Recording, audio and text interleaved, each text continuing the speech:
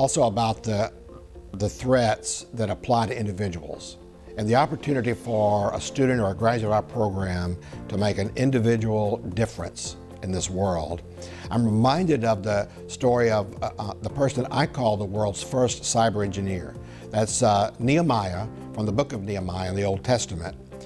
Nehemiah came to build a wall because the people that lived there were facing a wide variety of threats from the outside. And when he came with the mission of building the wall, of making the people more secure, he faced insider threats, outsider threats, what I call nearsider threats. He faced business email compromise, fake news, and a host of other analogous cyber threats. I did a book study on the book of Nehemiah recently. I found 50 analogies between the kinds of problems that Nehemiah faced and the kinds of problems that cybersecurity professionals face today. And so that's another reason why I've said our students are securing America's future through engineering. Another lesson from Nehemiah is that every worker, every employee of the wall building enterprise had a tool in one hand and a sword in another hand. And the point there is that security is everyone's job. In fact, in order to do your job, you need to be secure and manage that part of the job as well. And as I follow the trends in cybersecurity, and I'm looking ahead to the day when our students will graduate, I know that the threats change rapidly. And we have got to stay on top of it. We have to stay connected with our industry partners, connected with the government agencies that address cybersecurity, and we may need to adapt, adjust our curriculum as time goes by. At the December 2018 meeting of the Houston Chief Information Security Officers, they brought in a technology futurist, Mr. Ben Hammersley, who writes for Wired magazine. He does videos for BBC America, and he has some books that he's written as well about the future of technology. And he describes some of the issues that we may face in the future. He mentioned that security is moving from information security to operational technology security, as I discussed earlier. Eventually, the concern for corporations, for individuals, for government agencies could be genetic security.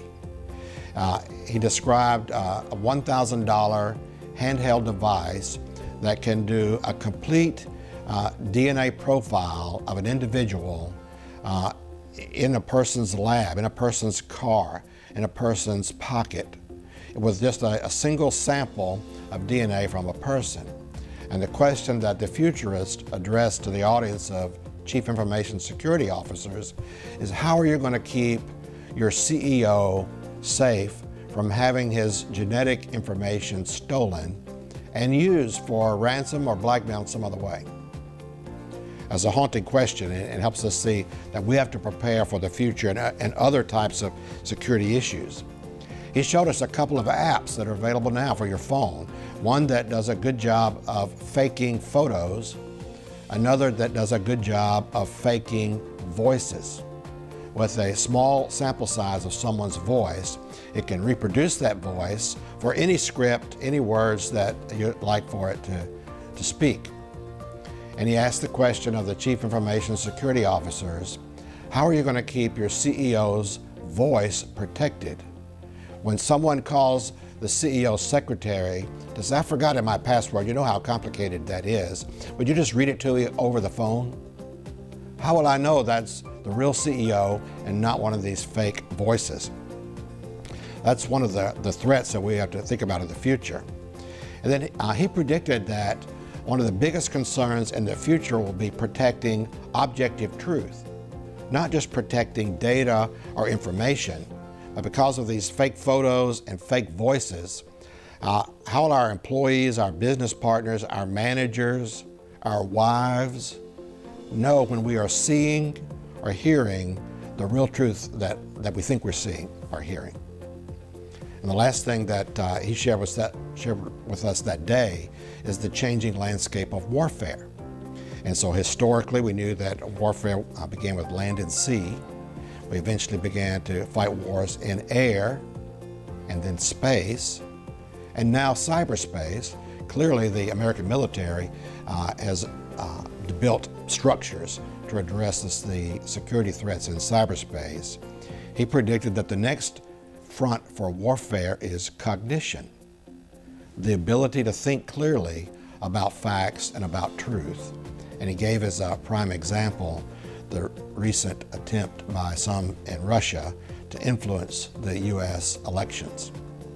I haven't quite figured out, honestly, how all of that is something that we will teach to our students, but I know it's something that we have to do.